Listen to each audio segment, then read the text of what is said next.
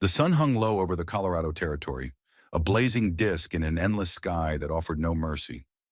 Dust swirled like ghost dancers on the wind, scraping against the land like 1,000 whispered curses. Lydia Rayburn stood at the edge of the canyon, her boots buried ankle-deep in dry, cracked earth.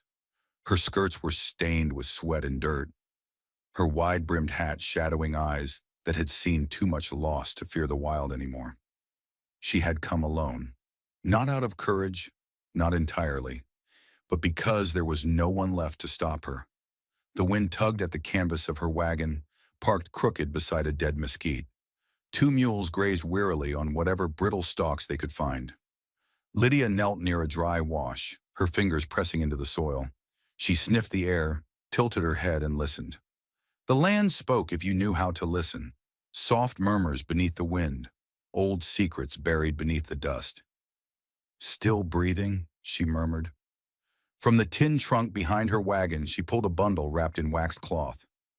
Seeds, carefully preserved, sorted by hand. Some she had inherited from her mother, others bartered from traders, a few found in abandoned settler cabins. Corn, squash, beans, and 3 types of wildflower, for beauty if not survival. She carried them like they were holy. Her hands worked with gentle precision as she dug narrow trenches, bearing the seeds like promises. Her mother had taught her the planting chants, not the kind sung to spirits, but the kind that kept rhythm while you worked, that gave time to the motion, that gave hope to your breath. Plant deep where the shadows fall. Wait for rain that never calls. A single bead of sweat trickled down her temple. Lydia stood, brushing off her hands as a shadow crossed the canyon mouth. A man on horseback. He rode slowly, wary. His hat was pulled low, rifle slung across his back, boots coated in red dust. He was lean and rough, with the kind of presence that moved like a slow wind, unhurried but impossible to ignore. "That's private land," Lydia said, not looking away. "Ain't much that's private these days," the man replied, dismounting. He approached without arrogance. Just that worn kind of calm that comes from being alive too long in a place where that wasn't guaranteed. "Elias Danner," he offered. "Sheriff sent me. Folks in Ash Hollow been saying there's a woman playing farmer in Coyote Country. Thought I should check if you'd lost your mind. Tell your sheriff my mind's mine to lose." He didn't smile, not really, but something flickered. Lydia turned back to the wash, not waiting for his approval. "If you're here to stop me, don't bother. I've got seeds in the ground already. Might as well see if they grow." Elias stepped closer, his gaze tracking the uneven rows she just planted. "So that's what this is about? Farming? In this dead land?" "No," Lydia said quietly. "It's about not letting it die." The silence stretched between them, filled only by the wind, the mule's distant snort, and the whisper of roots that might, just might, be catching hold beneath their feet. He didn't offer help. She didn't ask. But when the sun dipped behind the ridge and Lydia lit her tiny fire beneath the stars, she found Elias still there, sitting by his horse, hat low, rifle across his lap, watching, waiting. And for the first time in years, Lydia didn't feel alone. The wind whispered through the broken fences of Rosewater Hollow, stirring the dust but offering no rain. Lydia stood at the edge of her makeshift garden, a fragile patch of soil she had turned with her bare hands, marked now by stakes and string. Each seed had been placed with care, a quiet prayer in every motion. Nothing had sprouted yet, but she believed. From the ridge came the distant sound of hooves, slow and steady. She turned to see Elias approaching, seated atop a chestnut mare, reins held loose. He always looked like he belonged to the land, weathered, steady, eyes like storm clouds. He dismounted without a word and walked the few steps toward her small fence. "You're planting where nothing grows," he said at last, voice even. Lydia didn't flinch. "Then it's time something did." He looked past her at the tilled earth, then to her hands, scratched, blistered, strong.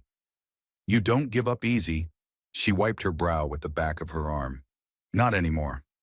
A long pause stretched between them, the silence of two people too long alone. Finally he asked, "What are you hoping to grow? Beans? Squash? Corn, maybe, she said. Then after a beat, hope.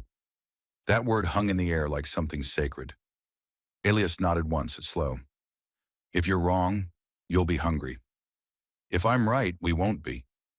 He studied her then, not like a man staring at a stranger, but like a man recognizing something, someone he thought lost to the past. A kind of fierce dignity that didn't ask permission to bloom. You need water, he said. I know, she replied, but the soil remembers. My father used to say that. He believed that land, no matter how dry, never forgets how to live. Elias squatted down beside the plot, dragging his fingers through the dirt. It crumbled fine and gray. This land doesn't need words, it needs proof. Lydia turned toward the barn. There's a cistern buried behind that old shed. The settlers before me didn't even know it existed. It's cracked, but I patched it with tar and will. Tar and will, huh? Elias smiled barely. That's one hell of a mix. She shrugged. I've seen worse, used to build better. That evening, Elias stayed. He filled the trough by hand from the patchwork cistern while Lydia sewed the last rows. They didn't talk much, only when necessary. But there was a rhythm to it, like two people remembering an old song. When the sun dipped low, Lydia lit a lantern and handed him a cup of steeped herbs. Tastes like dirt, he said after the first sip. Good. That means it's real. He chuckled low and rough. I'd forgotten how real tastes. They sat on the edge of the porch watching the stars blink into life. The land was still dry. The air was still heavy. But for the first time, Lydia felt something shifting. Not in the sky, but in the space between them. You lost someone, she asked gently. Elias didn't answer for a while. A brother. 2 winters ago, fever took him. He was the last of us. I'm sorry, she said, meaning it. You? My daughter, she whispered. 3 summers old. We left her grave behind in Arkansas. The land there swallowed everything, including my marriage. He turned toward her, and the silence that followed was not empty. It was full of names neither had spoken aloud in months, maybe years. The night deepened, and the stars wheeled overhead, silent witnesses to 2 strangers who weren't strangers anymore. Before he mounted his horse, Elias turned.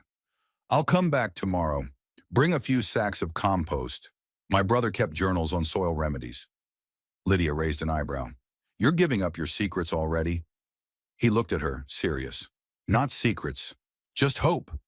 And with that, he rode off into the dark, leaving behind a woman who had planted seeds not just in the ground, but in something far more fragile and rare. The rain came not with fury, but with grace. Lydia woke to the soft patter of water on the barn roof, the kind of sound that stitched itself into dreams until you woke breathless with wonder. She threw open the shutters and stared, barely able to believe what she saw. The dust outside was gone, replaced by damp earth that glistened under a pewter sky. The parched land drank like a dying man given wine. She ran barefoot to the garden plot. There, between the rows, tiny green shoots had broken through the soil like whispered promises. Her throat tightened. She knelt in the mud, fingertips brushing the newborn leaves. You remembered, she whispered. You remembered how to grow. Behind her, hooves approached. Elias dismounted slowly, carrying 2 sacks on his shoulder. One was compost. The other held seeds. You felt it coming? She asked without turning. I prayed it would, he replied. Sometimes that's all you get out here, a prayer and a stubborn heart. She looked up at him, eyes wide with unshed joy. It's working. He set the sacks down beside her. No, he said gently. You're working. The rain just answered you. They worked together in silence, spreading compost around the chutes, building a crude fence to keep wandering animals out. At one point, Elias touched her wrist, briefly guiding her hand. It was nothing, but it was everything. By noon, the garden looked less like a gamble and more like a chance. Inside the cabin, Lydia brewed coffee, weak, bitter stuff, but it filled the space between them with warmth. This place, it wasn't always dead, Elias said quietly, cradling the cup between rough palms. Years ago, settlers planted apple trees on the ridge. I remember the blooms, white like snow, but sweet. She leaned against the wall. What happened to them? Same thing that happens to anything left too long without care. Lydia didn't speak for a while. Then quietly, would you help me try again? Not just the garden, the orchard, the well, this whole hollow. He met her gaze, searching for hesitation. He found none. I'll help, he said, but not because I pity you. I know. I'll help, he repeated, because when you walked barefoot into a dead field and said, it's time something lived, I saw someone who remembered how to believe. And that kind of woman, she's rare.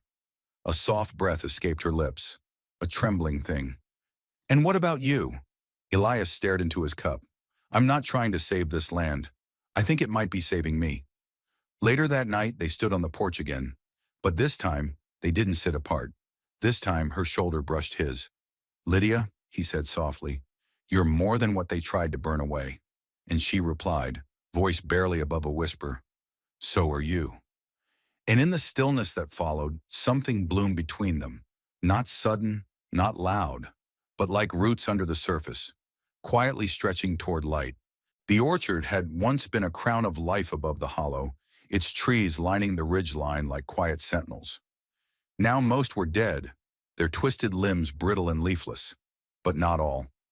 Lydia stood before one, half split by lightning years ago, its trunk blackened, gnarled, and yet, somehow still alive. A few pale blossoms clung stubbornly to a high branch, defying logic and memory. She touched the bark. You're still holding on. Behind her, Elias carried a shovel, his coat damp from mist. Old root systems run deep, he said. Even fire can't kill a heart that strong. They worked for hours, clearing rot, trimming limbs, and planting new saplings among the stumps. Lydia whispered to each as she lowered them into the earth, telling them what she hoped for, like secrets carried on breath. By midday, Elias paused, leaning on his shovel. Lydia, he said, voice cautious, there's something I haven't told you. She looked up, dirt smeared on her cheek. Go on. He hesitated. I wasn't just passing through. The people who exiled you, I used to ride with them. Her heart stumbled. You were one of them? I never lifted a hand against you, he said quickly. But I saw it. I saw what they did. And I said nothing. Silence settled between them. The wind picked up, rattling the last blossoms above. Lydia's eyes stayed on the soil. Why now? Why help me? Because I didn't back then, he said, and it's eaten at me every day since. I thought I could leave it behind, but then I saw you standing in that field, refusing to break. She looked at him for a long moment, not speaking. Then simply, we all carry fire, Elias. The question is what we do with it. He nodded slowly. I want to plant something good. She held out a young sapling. Then plant this one with me. Together they dug a hole in the charred shadow of the old tree. As they placed the sapling between them, their hands met in the dirt. You think it'll grow? He asked. Lydia glanced up at the burned trunk behind them. It already has. That night they didn't speak much. They didn't need to. He brought his cot closer to the hearth. She let him. Outside, the wind moved gently through the hollow, no longer howling, but humming. And somewhere deep in the orchard, a blossom opened in the dark. The air smelled different. Lydia noticed it before the sun rose. Sweet, almost like honey. The scent of fruit. Real fruit. She rushed to the edge of the orchard in bare feet, Elias close behind her. There, in the softest morning light, it hung. A single apple. Small, golden, imperfect, but real. She touched it with shaking fingers. Elias stood beside her, his voice barely more than breath. You did it. Lydia smiled through tears. We did. It was the first yield of months of labor. The orchard had begun to breathe again, slowly but steadily. Saplings were budding. Soil once dead was now damp and dark. Even the animals had returned. Deer tracks lined the creek bed, and birds called from the cottonwoods again. People from neighboring valleys came with cautious steps, drawn by word of the healer woman who made the hollow bloom again. They brought children, sick and sunken-eyed. Lydia welcomed them all, her hands steady and full of hope. And Elias, he stayed. Not out of guilt, but out of something deeper now. something growing between them like the orchard itself. That night they shared the apple, slicing it in half. As they bit into it, Lydia laughed, truly laughed for the first time since her exile. But joy is a flame, and flames cast shadows. 3 days later, the past rode into the hollow, a lone horse, a rider cloaked in dust and silence. Lydia watched from the barn as he approached, the old sheriff's badge still pinned to his coat like a scar no one asked about. Sheriff Abram Cole. He reined in slowly, removing his hat. Lydia, she stiffened. You've got gall showing up here. I came to say, the council back east? They know what happened. Some of them even believe you now. I can offer you a way back. Elias stepped forward. She doesn't need your forgiveness. Sheriff Cole studied him. I remember you. You were one of ours until you weren't. I remember you too. And I remember how you let them light that fire. Cole sighed. I didn't come for a fight, just to give her the chance she was owed. Lydia looked at the man who once signed her death sentence. This place, she said slowly, gesturing to the orchard, the cottage, the hollow now green again, gave me life. What I had before, that wasn't home. It was survival. This is mine now. I won't leave it. Cole nodded, his eyes tired. Then I'll ride on. As he turned his horse, Lydia said, Sheriff, he paused, tell them something for me. Tell them the woman they tried to burn grew roots. The sheriff dipped his head once and rode away, dust trailing behind him like the last ghost of a dying fire. That night, Elias poured them each a mug of cider from the season's first press. To the orchard, he said. Lydia touched her cup to his. To starting over. Their fingers brushed again, and neither pulled away. Spring had never come to Hollowvale this fast. The frost that once painted the soil in brittle white had melted into a soft breath of warmth, coaxing seeds into sprouting, flowers into blooming, and hearts, especially Lydia's, into unfolding. She stood barefoot on the dewy grass, watching bees hover lazily over the orchard's newest blossoms. The trees, once skeletal and brittle, now wore green like a promise. Behind her, the small cottage buzzed with quiet life. Someone tending the fire, someone humming a half-remembered tune. Elias. He no longer left after breakfast, no longer lingered at the edge of things. He belonged now, to the orchard, to the hollow, to her. Lydia crouched beside a cluster of wild herbs, inspecting their growth. Mint, chamomile, and pennyroyal all thrived in a way they hadn't in years, not just because of water or good soil, but because the land, like her, had been given the chance to heal. You're up early. Elias's voice was still sleep-soft as he stepped outside, his hair messy, a mug in each hand. He handed her one. She smiled as their fingers brushed. Couldn't sleep, she murmured. I wanted to check the eastern rose. I think the peaches will bloom early this year. They will. Everything's early now. Even love. She looked at him, startled. He blushed, just faintly, but he didn't look away. I never said it before, he continued, but I should have the moment you saved me. The moment you stayed instead of turning me out like the others did. Lydia stared into her cup, steam curling like a ghost between them. I didn't save you to be owed. I know. That's why it means more. He paused. But if you'll have me, I want to build a life with you. Here, with this place, with these people, with you. Lydia said nothing at first. Then with a half laugh, half sob, she whispered, Elias, I think I already started.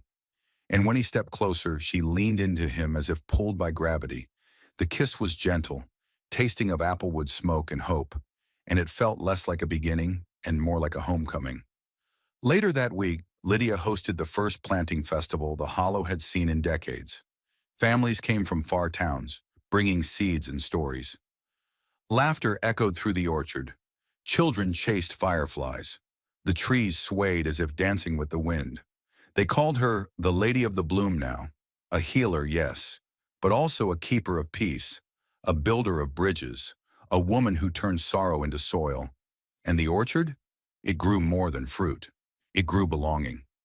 One evening, as the sun dipped low and the air turned sweet with the scent of honeysuckle, Lydia sat beside Elias beneath the tree where the first apple had grown. "Did you ever think," he asked, "that being cast out would bring us all here?" She smiled, resting her head on his shoulder. "I think," she said softly, "some exiles aren't punishment. They're invitations. To build something better. To become someone truer." And in the hush that followed, the hollow breathed. The trees whispered. The stars blinked awake overhead. And Lydia Brooks, the woman they had tried to destroy, rested in a valley that had chosen her instead. A healer, a leader, a survivor, and finally, home. And so, across these unforgiving lands, another tale drifts away with the wind. If this quiet courage, this stubborn heart touched you in any way, leave a like, share your thoughts in the comments, and pass this story on to someone who needs it.